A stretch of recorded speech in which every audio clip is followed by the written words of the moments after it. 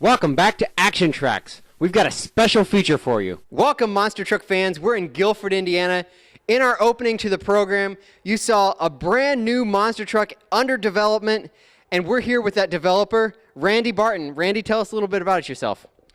Well, you know, I've always been a fabricator, and, you know, years ago, a lot of you guys may remember Bugzilla, my four-wheel drive show car. You know, had 44s, you know, it was a small block Chevy. Just a nice little showpiece. You know, I did the shows for a few years, and but I'm a racer guy. You know, I went to flat drags.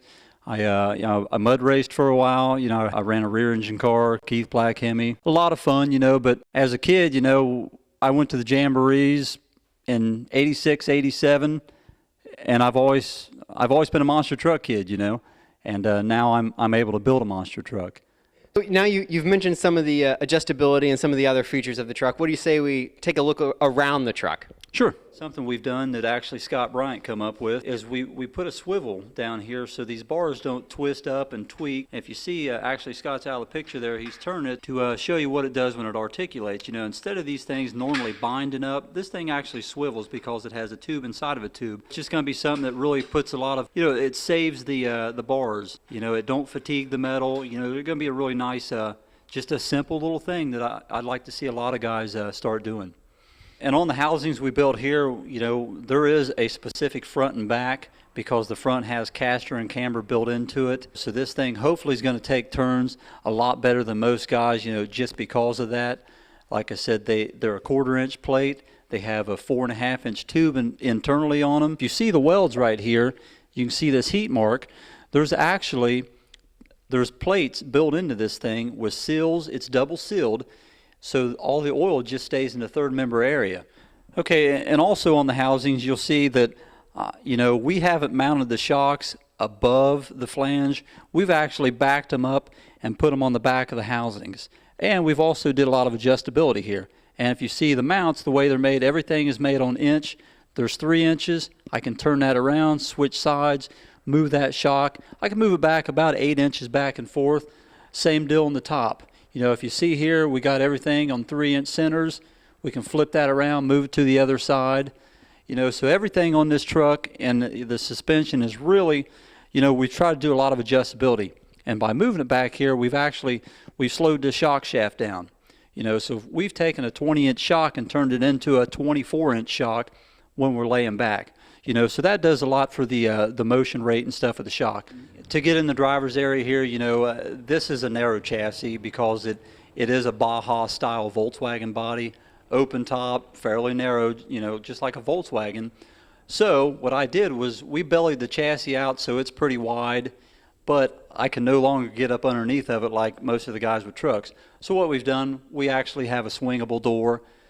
We got a bar that's actually not sitting here right now, but it does go in, swings open, the door suicides backwards, so we can get right in. Now we're standing here at the back end of Bugzilla, and if you look at it, the frame does not overhang. You know, the frame is pretty much bobbed off at the center line of the axle, and we did that. You know, a lot of guys ask me about doing wheelies, digging in the ground. I'm not worried about that. I guess I didn't have a wheelie bar on a quad. I don't need one on a monster truck. We put some big bump stops back here, just in the back. More than anything, you know, to save the oil pump on the engine. You know, being a Keith Black Hemi, you know, they run an oil pump off to the side. We don't want that 4-link bar to come up into the that oil pan. So we got some good bump stops on it. We got our limit straps on an angle here. We can flip this mount upside down, raise it up. So we got a good 6 to 8 inches of adjustability here.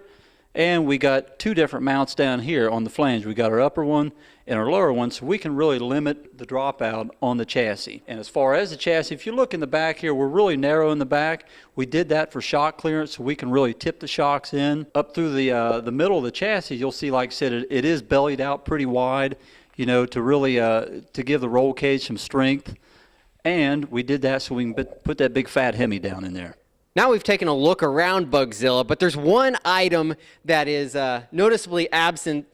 Randy, tell us about the engine, if you will. Well, you see it's not there yet, but luckily I have all the pieces and parts, and you know, I got a new engine guy we're pretty excited about. Rick Ertl out of Brookville is a tractor puller guy, so he's really good with the Hemi stuff.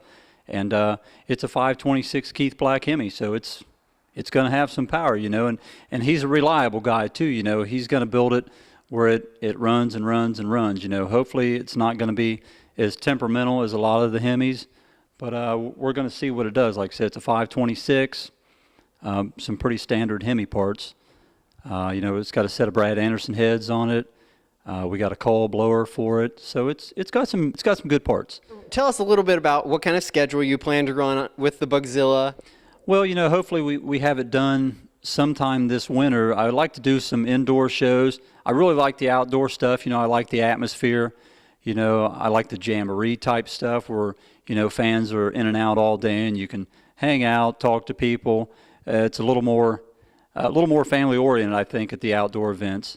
Plus the weather's nice. I don't like cold weather. So the outdoor stuff will be, it'll be a lot of fun, and, my crew guy, he'll always be with me, so it'll be fun just hanging out, Hopefully for me, I got a good job I wouldn't give up for nothing. So this will always be, more of a hobby, yet I'll take it serious.